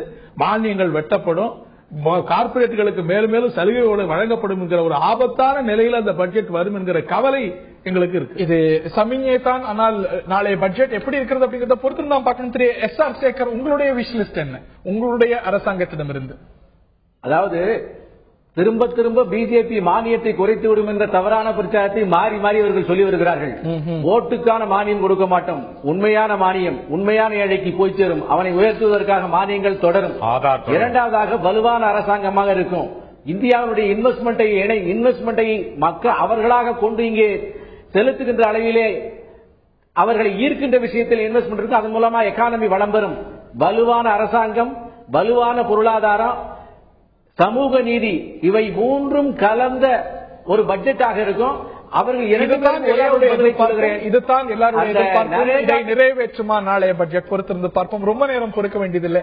இந்த நேரத்தில் நான் இப்ப கேட்ட கேள்வியை நேர்கள்ட்டையும் கேட்டிருந்தோம். பட்ஜெட்டில் கூடுதல் கவனம் பெற வேண்டியவை எவை என்று மக்கள் தீர்ப்பு என்ன பார்க்கலாம்.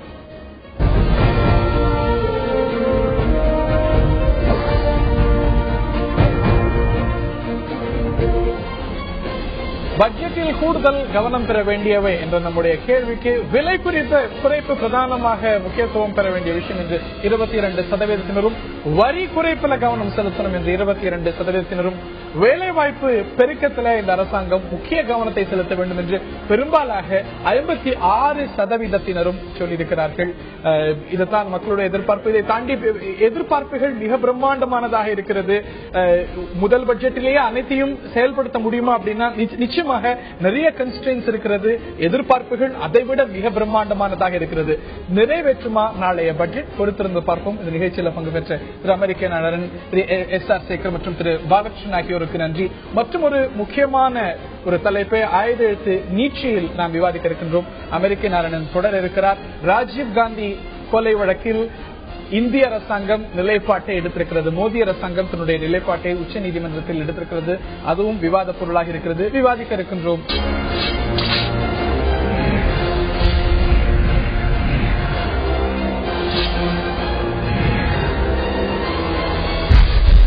சமீபத்தில் மிகப்பெரிய சர்ச்சையை ஏற்படுத்திய வழக்குகள்ல ஒன்று ராஜீவ் கொலையாளிகள் 7 பேருடைய விடுதலை சார்ந்த வழக்கு. இது சார்ந்து பல கேள்விகள் எழுந்திருக்கு. அதற்கு விடை காண்பதற்காக ஒரு கான்ஸ்டிடியூஷனல் பெஞ்ச், ஒரு அரசியல் சாசன அமர்வு சமீபத்தில் உருவாக்கப்பட்டது. மத்திய அரசாங்கம், இப்பொழுது பொறுப்பேற்றிருக்கக்கூடிய அரசாங்கம், சென்ற மத்திய அரசாங்கம் எடுத்த அதே நிலைப்பாட்டை இந்த வழக்கில் எடுக்க இருக்கிறதா, மாற்று நிலைப்பாட்டை எடுக்க இருக்கிறதா உள்ளிட்ட பல கேள்விகள் எழுந்தன. இன்று அதற்கான விடை கிடைத்திருக்கிறது. ராஜீவ் கொலையாளிகள் 7 பேரின் விடுதலையில இந்த மத்திய அரசாங்கம் கடும் எதிர்ப்பு தெரிவித்திருக்கிறது. சென்ற அரசாங்கம் சுட்டிக்காட்டிய காரணங்களை ரீட்ரியேட் செய்திருக்கிறது. இது மட்டுமல்லாது உச்சநீதிமன்றம் இந்த விவகாரத்தில் இந்த ஒரு கைதிகளை, ஆயுள் தண்டனை பெற்ற கைதிகள், இவர்களெல்லாம் விடுதலை செய்வது குறித்த பல்வேறு கேள்வி கேள்விகளுக்கு தங்களுடைய பார்வைகளை மனு மூலமாக பதிவு செய்யுமாறு மாநில அரசாங்கங்கள், அனைத்து மாநில அரசாங்கங்களையும் கேட்டுக் கொண்டிருக்கிறது. ஆக மற்றும் ஒரு திருப்பம் இந்த வழக்கில் ஏற்பட்டிருக்கிறது.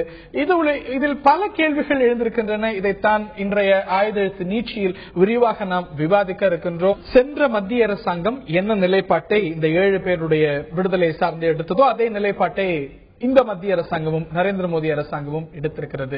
இந்த நிலைப்பாடு நியாயமானதுதானா, சரியானதுதானா, இஸ் இட் ஜஸ்டிஃபைட் என்ற ஒரு கேள்வி எழுந்திருக்கு. இந்த வழக்கில் ஒரு புதிய திருப்பம் ஏற்பட்டிருக்கிறதா? அனைத்து மாநில அரசாங்கங்களும் இந்த ஆயுள் தண்டனை கைதிகளை விடுதலை செய்வது குறித்து, அதில் இருக்கக்கூடிய பிரச்சனைகள் குறித்து தங்களுடைய பார்வைகளை பதிவு செய்யணும் என்று உச்சநீதிமன்றம் சொல்லியிருக்கிறது. எந்த திசையில் செல்கிறது இந்த வழக்கு உள்ளிட்ட பல கேள்விகள் எழுந்திருக்க இதைத்தான் ஆயுதெழுத்து நீட்சியில் நாம் விரிவாக விவாதிக்க இருக்கின்றோம். முதலில் இது பற்றிய ஒரு தொகுப்பினை காண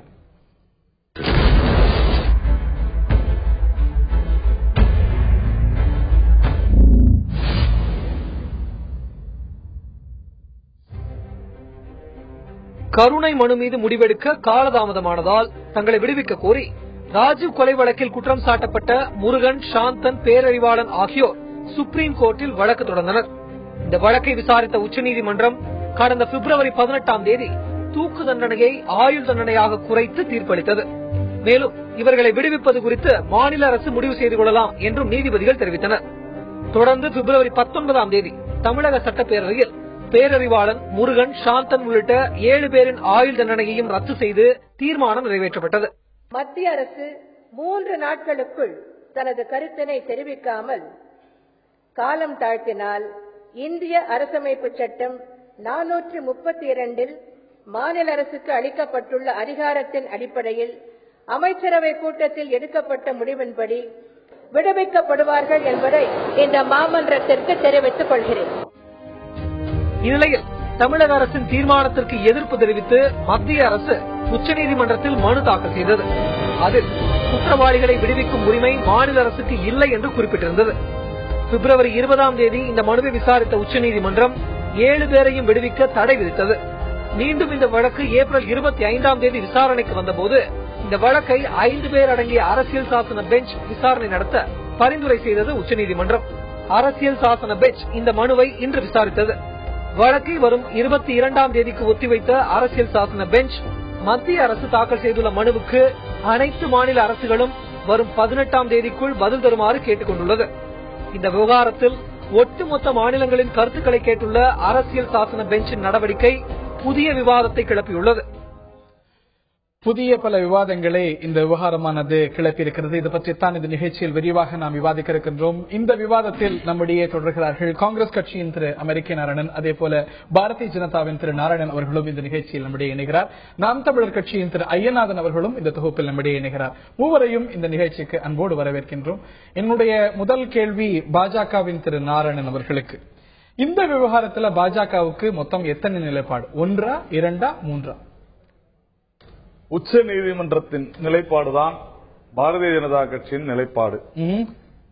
மதிப்பிற்குரிய நீதிபதி சதாசிவம் அவர்கள் மிக தெளிவாக சொல்லிவிட்டு போயிருக்கிறார். இது கான்ஸ்டிடியூஷன் பெஞ்ச், இதுதான் முடிவு செய்ய வேண்டும் யாருக்கு உரிமை உள்ளது, மாநில அரசாக்கா அல்லது மத்திய அரசுக்கா என்று.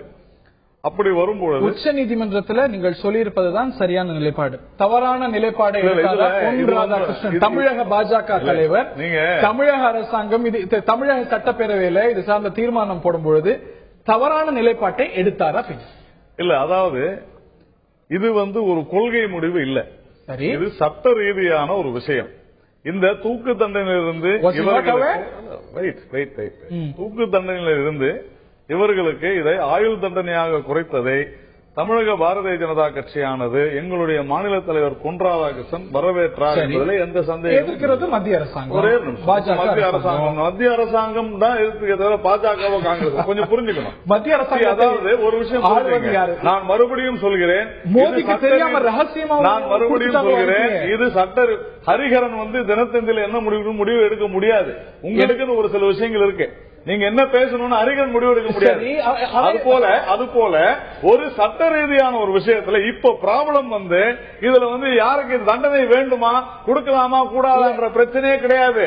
இப்ப இருக்கிற ப்ராப்ளமே யாருக்கு உரிமை இருக்கிறது என்று இன்றைக்கு தெளிவாக உச்சநீதிமன்றம் மிக தெளிவாக எங்களுடைய பாரத பிரதமர் நரேந்திர மோடி அவர்கள் சொல்லியது போல அவர்கள் எல்லா விஷயங்களிலும் அனைத்து மாநிலங்களையும் கலந்து முடிவெடுப்போம் என்று சொன்னது போல உச்சநீதிமன்றம் தெளிவாக சொல்லி இருக்கிறது. எல்லா மாநிலங்களும் முடிவை மாநில அரசாங்கம் நாங்க வந்து இன்னும் 3 நாள்ல பார்ப்போம் முடிவெடுப்போம் அப்படின்னு சொன்னும் பொழுது அதுதான் அந்த தீர்மானத்துடைய அம்சம். அதை வரவேற்றார் போன்ற தெரியாம வரவேற்ற நான் மறுபடியும் சொல்கிறேன், அது ஒரு மாநில அரசாங்கத்தினுடைய முடிவு. அன்றைக்கு இருந்த நிலை வேறு. இன்றைக்கு இல்ல புரிஞ்சுங்க, இன்று இந்த கான்ஸ்டிடியூஷன் பெஞ்ச் இந்திய நாட்டினுடைய உச்சநீதிமன்றத்தை நாம் மதிக்க வேண்டும். இது தெளிவா சொல்லியிருக்கிறதுனால இதுல நீங்க வந்து கொள்கை முடிவோ இல்ல அதெல்லாம் உணர்வுபூர்வமானதெல்லாம் இல்ல. சட்டம் என்ன சொல்கிறதோ கண்டிப்பாக இந்த அரசு செய்யும், ஏற்றுக்கொள்ளும். அது ஒன்றும் சந்தேகமே இப்போ இந்த சட்டம் இதனது நுணுக்கம் இந்த ஒரு கொள்கைக்கும் இல்லாட்டி ஆட்சிக்கும் சட்டத்துக்கும் இருக்கக்கூடிய வித்தியாசம் இவையெல்லாம் அறியாமல் நீங்க வந்து ஒரு சட்டத்தை வந்து ஒரு சட்ட ரீதியான ஒரு விஷயத்தை நீங்க கட்சி ரீதியா மாத்துறது உங்க ஊடகத்தினுடைய வேலை சரி கிடையாது. இது நீங்க தவறான பயணம் பண்ணிக்கிட்டு இருக்கீங்க. அரசாங்கத்துக்கு தலைமையேற்றிருப்பது ஒரு கட்சி. சரி, so the buck stops with the political executive. அறிக்கையை வரவேற்றது தவறே கிடையாது. ஆனால் அது எப்போ வந்து சட்ட சிக்கலை உண்டாக்குகிறதோ சட்டம் என்ன வரவேற்கும் பொழுது சுப்ரீம் கோர்ட்ல இவர் நீதிபதி தெளிவா சொல்லியிருக்கிறார், இதை வந்து நீங்க முடிவு பண்ணுங்க. அறிக்கையை வரவேற்கும் பொழுது இந்த சட்ட விஷயங்களை நீங்க கன்சிடர் பண்ணல. நீங்க உங்களுக்கு இல்ல அதான் முதலே உங்களுக்கு சொன்னேன். அதைத்தான் நான் முதலிலேயே சொன்னேன். அறிஞரன் எந்த விஷயத்தையும் முடிவெடுக்க முடியாது. நீங்க பேசலாம், என்ன பேசணும் நீங்க முடிவெடுக்க முடியாது.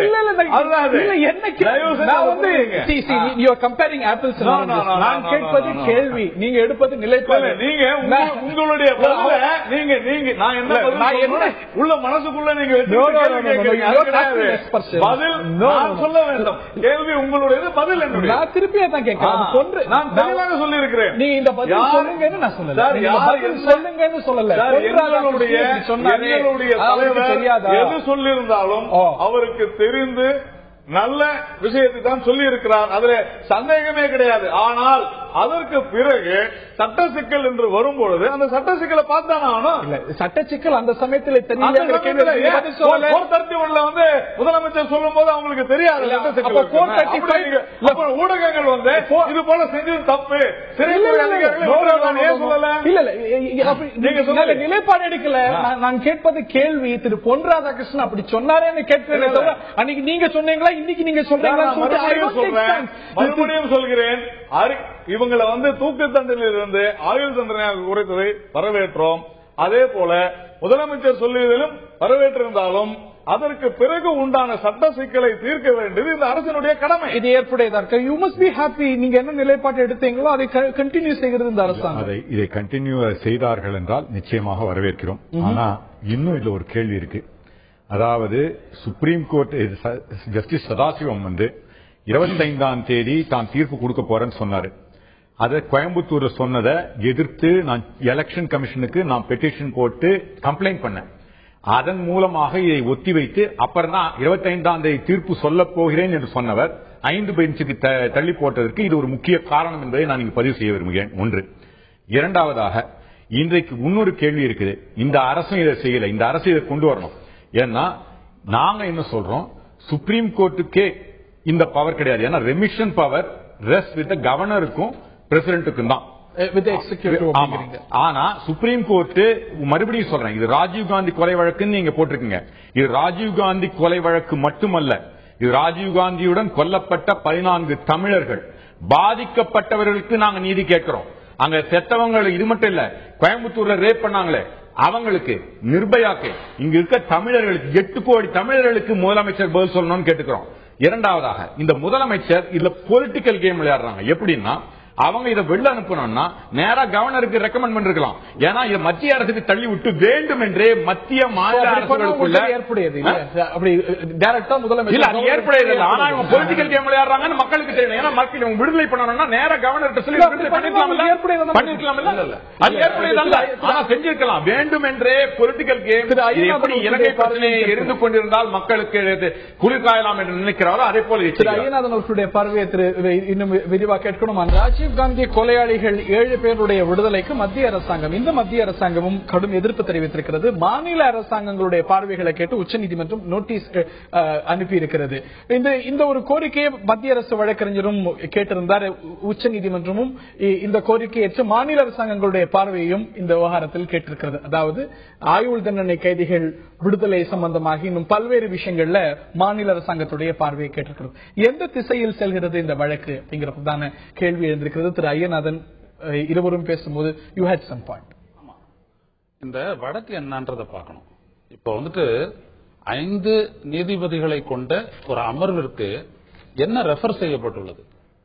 ராஜீவ்காந்தி கொலையாளிகளினுடைய கருணை மனு தள்ளுபடி செய்யப்பட்டதை அதனால ஏற்பட்ட காலதாமதத்தை ஏற்க முடியாது என்று சொல்லி அவருடைய மரண தண்டனையை ஆயுள் தண்டனையாக குறைத்து கடந்த பிப்ரவரி 18ஆம் தேதி அன்றைக்கு தலைமை நீதிபதியாக இருந்த சதாசிவம் அவர்களுடைய தலைமையிலான பெஞ்ச் தீர்ப்பளித்த போது அது சொல்லி இருக்கிறது, இவர்கள் சற்றேறக்குறை 20 ஆண்டுகளுக்கு மேல் சிறையில் இருந்து விட்டார்கள். எனவே இவர்களை என்ன விடுதலை செய்வது தொடர்பாக குற்றவியல் நடைமுறை சட்டம் கிரிமினல் ப்ரொசீஜர் கோடு 432, 433A அடிப்படையில் உரிய அரசு அப்ரோப்ரியேட் கவர்மெண்ட் முடிவெடுக்கலாம் என்று சொன்னார்கள். அதை அந்த தீர்ப்பு வந்ததனுடைய அடிப்படையில் தான் தமிழ்நாடு அரசு தனது அமைச்சரவையை கூட்டி முடிவு செய்து இவர்களை விடுவிப்பது என்று சட்டப்பேரவையில் 110 கீழ் ஒரு அறிக்கையை வாசிக்கின்றார் தமிழ்நாட்டு முதல்வர். இது முழுக்க முழுக்க உச்சநீதிமன்றம் அளித்த தீர்ப்பின் அடிப்படையிலான தமிழக அரசின் செயல்பாடு. ஆனால் அவர் ஒன்றை செய்கின்றார். இது இப்படி நாங்கள் எடுக்கக்கூடிய நடவடிக்கைக்கு உங்களுக்கு ஏதேனும் ஆட்சேபனை இருக்கும் என்றால் 3 நாட்களுக்குள் தெரிவியுங்கள் என்று மத்திய அரசுக்கு தெரிவிக்கின்றார்.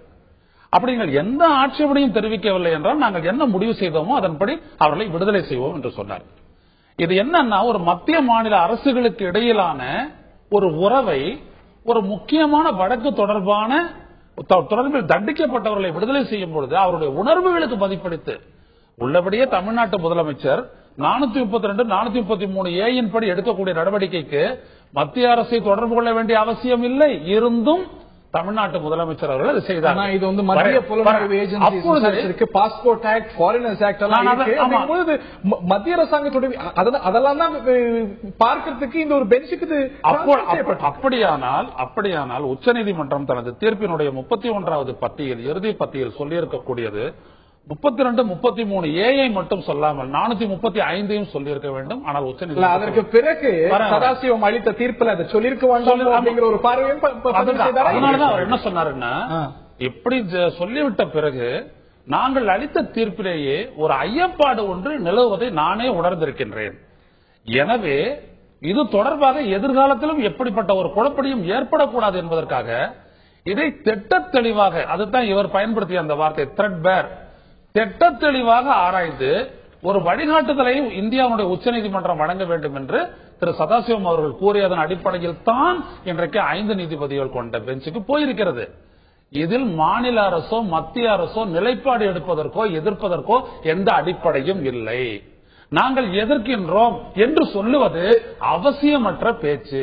ஏன் என்று கேட்டால் ஒரு தெளிவுபடுத்துவதற்கான ஒரு ரெஃபரன்ஸாகத்தான் முன்னாள் தலைமை நீதிபதி அவர்கள் இந்த 5 நீதிபதிகளை கொண்ட பெஞ்சுக்கு தனது பெஞ்சிலிருந்து மாற்றியிருக்கின்றாரே தவிர அதில் வழக்கு தொடர்பாகவோ தண்டனை தொடர்பாகவோ அல்லது 21/1/2014 இந்த கருணை மனு தொடர்பாக அவர்கள் விரிவாக அளித்த ஒரு தீர்ப்பில் ஏற்பட்ட ஐயமெல்லாம் கிடையாது.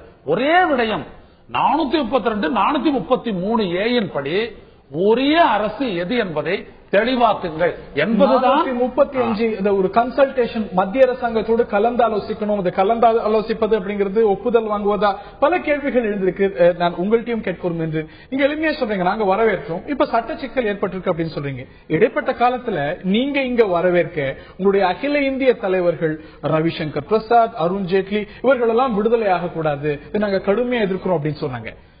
மாநில தலைமைக்கு ஒரு நிலைப்பாடு, தேசிய தலைமைக்கு ஒரு நிலைப்பாடு அப்படிங்கிறது இல்லன்னு சொல்ல போறீங்க. இல்ல அதாவது ரவிசங்கர் பிரசாத் அவர்கள் அல்லது மற்ற தலைவர்கள் சொல்லியிருந்தாலும் கூட இன்னைக்கு இருக்கிற பிரச்சனை என்ன? நீங்க அதாவது இந்த தூக்கு தண்டனை ஆயுள் தண்டனையா குறைச்சது பத்தி இப்ப நம்ம பேசல. இப்ப நாம பேசுறது இன்னைக்கு இருக்கக்கூடிய விஷயம் விடுதலை சம்பந்தப்பட்ட விஷயம். இதுல மாநில அரசுக்கு உரிமை, மத்திய அரசுக்கு உரிமை. இதை பத்தி விவாதம் நிறைய நம்ம பேசியாச்சு. இதுல இந்த வழக்குல இது இப்போ நடக்கிற கான்ஸ்டிடியூஷன் பெஞ்சில் யாருக்கு அதிகாரம்? இதுதான் விஷயமே. நீங்க சொல்ற விடுதலை சம்பந்தமாகவோ தூக்கு தண்டனை சம்பந்தமாகவோ அதெல்லாம் முடிஞ்சு போச்சு. நீங்க அதை பத்தி பேசுறீங்க சார், அது க்ளோஸ்ட் சாப்டர், அதை பத்தி பேசாதீங்க. அதாவது இல்ல இல்ல இல்ல இல்ல அது தேவையில்லை. இரட்டை நாக்குடன் பேசுறோம் அவங்க பதிவு பண்றாங்க. இது பண்றீங்க நீங்க எப்படி விலைவாசி உயர்வோ மற்ற கேள்வி கேட்கக்கூடாது. நான் என்ன கேட்கிறேன், ஒரு உச்ச நீதிமன்றம் ஒரு தீர்ப்பை சொன்ன பிறகு இவருக்கு அதுல ஏற்பு இல்லைன்னா கூட இவருக்கு வேற வழி இல்லை. அமெரிக்க நாராயணன் அவர்களுக்கு நான் ஒரே ஒரு விஷயத்தை சொல்லிடுறேன் ஹரி. ஒரே ஒரு விஷயம், அது என்னன்னா இப்ப இவங்களை விடுவிக்க கூடாது, இதை குறைச்சது தவறுன்னு சொல்லி மத்திய அரசு பெஞ்சுக்கு போனாங்க, ரெவியூ பண்ண சொன்னாங்க அந்த தீர்ப்பை. அப்ப அதை என்ன பண்ணாங்க, அந்த அவங்களுடைய சேம்பர்லயே வச்சு attorney general of India, additional attorney general of India இவர்கள் எல்லாம் வச்சு பேசி அதை மறு ஆய்வு செய்யறதுக்கு ஒண்ணும் இல்ல அப்படின்னு சொல்லி முடிச்சுட்டாங்க. சோ இப்ப தொக்கி நிக்கிறது என்ன அப்படின்னா, 31வது பத்தியில சொன்ன 432 433A வித் ஆல்சோ 435 படி அப்ரோப்ரியேட் கவர்மெண்ட் என்னது, எப்படி இதை டிசைட் பண்ணலாம்? ஆல் கரஸ்பாண்ட்ஸ் டு இவங்க விடுதலை சார்ந்தது தான். நம்ம தனித்தனியா பார்க்க இல்ல. Let me come to your point. இது இவர்களுடைய விடுதலை தொடர்பான ஒரு விஷயம் தான். நம்ம தனித்தனியா பார்க்க முடியுமான்னு தெரியல. Let's debate that also. என்னுடைய கேள்வி மத்திய அரசாங்கத்துக்கா மாநில அரசாங்கத்துக்கா? மத்திய அரசாங்கத்துக்கு தான் உரிமை இருக்கு அப்படிங்கிறது தான் இன்றைய உங்களுடைய பிரச்சனை. இல்ல அது அதாவது இந்த கான்ஸ்டிடியூஷன் பெஞ்ச் தான் அதை முடிவு செய்யணும். ஏன் என்று சொன்னால் இந்த நாட்டினுடைய தலைமை நீதிபதியே இதுல ஒரு சில விஷயங்கள் முடிவு மிஸ் பண்ணிருக்கிறதா போகும்போது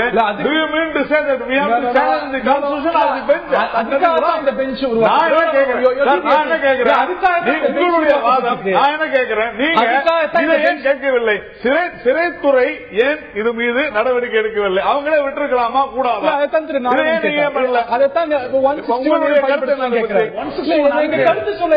என்னுடைய வேலை கேள்வி என்னுடைய கேள்விங்கிறது, என்னுடைய கேள்வி இந்த விஷயத்துல மத்திய அரசாங்கத்துக்கு தான் உரிமை இருக்கிறது, மத்திய அரசாங்கம் சொல்லுது.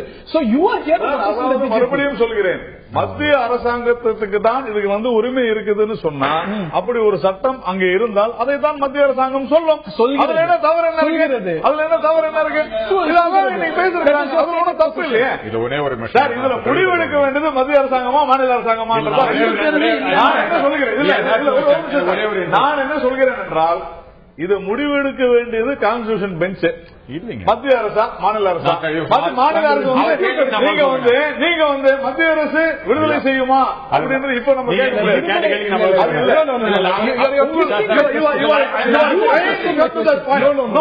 என்னுடைய கேள்வி இது யாருக்கு இருக்கு அப்படிங்கும் பொழுது மத்திய அரசாங்கம் திரு ஐயநாத், மத்திய அரசுக்கு இதுல எதுவுமே கிடையாதுங்க. என்னைக்கு ஒரு கோர்ட் ஒருத்தரை தண்டிச்சிடுச்சோ, அவருக்கு ஒரு தீர்ப்பை வழங்கி இவர் இந்த தண்டனையை இவர் அனுபவிக்க வேண்டும் சொல்லிடுச்சோ, அதோட நீதிமன்றத்தினுடைய வேலை அந்த இடத்துல முற்று பெறுது. அதற்கு அப்புறம் அவர்களுடைய பிரீமெச்சூர் ரிலீஸ், முன்விடுதலை என்பதை பற்றி முடிவெடுக்கதான் 433 சொல்றாங்க. அது என்ன அப்படின்னா, ஆயுள் தண்டனை விதிக்கப்பட்ட ஒருவரை நீங்கள் முன்விடுதலை செய்ய த அப்ரோப்ரியேட் கவர்மெண்ட் நினைக்குமானால் அவர்கள் என்ன செய்ய வேண்டும் என்றால் குறைந்தபட்சம் 14 ஆண்டுகளாக சிறையில் இருந்திருக்கிறார்களா என்பதை உறுதி செய்து கொள்ள வேண்டும். அது 413. சரி, இதுல என்ன ஒரு முக்கியமான ஒரு விடயம் என்னன்னீங்கன்னா, இதை யார் முடிவெடுத்து ரிலீஸ் பண்ணலாம்னா இந்த அதிகாரம் தமிழ்நாடு சிறைத்துறைக்கே இருக்கிறது. இல்ல, நீங்க ஏன் என்று 432 பத்தி மட்டும் குறிப்பிடுறீங்க, 434 பத்தி குறிப்பிடுங்க, 435 பத்தி குறிப்பிடுங்க. அதுவும் மத்திய அரசாங்கம் கையாண்ட விஷயங்கள் எல்லாம் மத்திய அரசாங்கத்துக்கும் இதுல ஸ்டேக் இருக்கா இல்லையா? அதுதான் இல்லன்ற எப்படின்னு சொல்றேன். சிஆர்பிசி 434 என்ன சொல்றேன், 435 என்ன சொல்றேன். மத்திய அரசினுடைய சட்டங்களின்படி இவர்கள் தண்டிக்கப்பட்டிருந்து அந்த தண்டனை காலம் முடியவில்லை என்றால் the central government has a stake. ஆயுத சட்டம், பாஸ்போர்ட் சட்டம், கடவுச்சட்டை சட்டம், ஃபாரினர்ஸ் ஆக்ட், எக்ஸ்ப்ளோசிவ்ஸ் ஆக்ட், இந்த மாதிரி சட்டங்களின்படி இவர்கள் தண்டிக்கப்பட்டிருந்து அந்த தண்டனை காலம் முடிந்து விட்டது. மிச்சம் இருக்கிறது என்னன்னா ஒண்ணுதான் தூக்கு தண்டனை. அந்த தூக்கு தண்டனை என்று வரும்பொழுதுதான் திட்ட தெளிவாக உச்சநீதிமன்றம் சொல்லியிருக்கிறது. என்னை பொறுத்தவரையில ஆயுள் தண்டனை என்பது ஆயுள் முழுக்க தண்டனை தான். இவர் சொல்றபடி 14 வருஷம் முடிஞ்சு போச்சுன்றது எனக்கு கிடையாது. ஆனால் ஆயுள் தண்டனை என்பது ஆயுள் வரைக்கும் பல தீர்ப்புகள் இப்பயே வந்திருக்கு. 14 வருஷம் தான் எங்கேயுமே சொல்லல.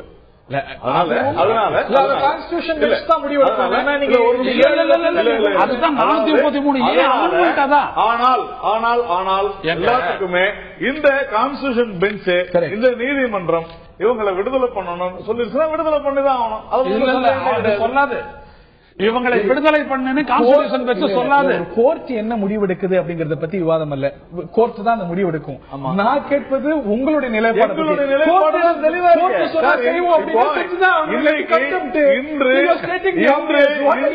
இன்று அரசு என்ன நிலை எடுத்திருக்கிறது உலகத்துக்கே தெரியும்.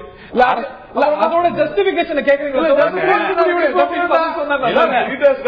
உரிமை யாருக்கு இருக்கிறதுன்றதா எனக்கு விஷயமே. மத்திய அரசு உரிமை எங்களுக்கு இருக்கிறதுன்னு சொல்லியிருக்குது, மாநில அரசு சொல்லியிருக்கிறது, சொல்லியிருக்கேன். நீங்க சொல்லிருக்கீங்க. ஆமா, அது சொன்னா நான் ஒத்துக்கிட்டுதான் ஆகணும். ஆனால் அதை முடிவு செய்ய வேண்டியது கான்ஸ்டிடியூஷன் பெஞ்ச் தான். வாத பிரதிவாதங்களை பார்த்து இவங்க வந்து கான்ஸ்டிடியூஷன் பெஞ்ச் முடிவு பண்ண போகுது, அவ்வளவுதானே. இல்ல இல்ல, அவங்க இப்போ ப்ராப்ளமே why the state government went into this section தான் விஷயம். ஒரே ஒரு நிமிஷம். அவர் என்ன சொல்ற, அவங்களுடைய நிலைப்பாடு வந்து இன்றைக்கு சரியானதுதான். ஆனா அவங்க என்ன ப்ராப்ளம்னா எப்பயுமே இரட்டை நாக்குடன் பேசுவாங்க. ஜிஎஸ்டி ஒரே நிமிஷம் சார், நீங்க பேச 10 நிமிஷம் பேசுங்க. இந்த ஜிஎஸ்டில கூட எப்படி மாற்று எடுக்கிறாங்க, அதே மாதிரி இங்க வந்தப்பறம் அதே மாதிரி மாற்று எடுக்கிறாங்க. ஆனா இதெல்லாம் சரியான ஜிஎஸ்டிலையும் எங்க நிலையில தான் எடுக்கிறாங்க, இதுலயும் எங்க நிலையில தான் எடுக்கிறாங்க. ஜிஎஸ்டிலையும் எங்க நிலை, இதுலயும் எங்க நிலை தான். நீங்க தவறா பேசிட்டு இருக்கீங்க.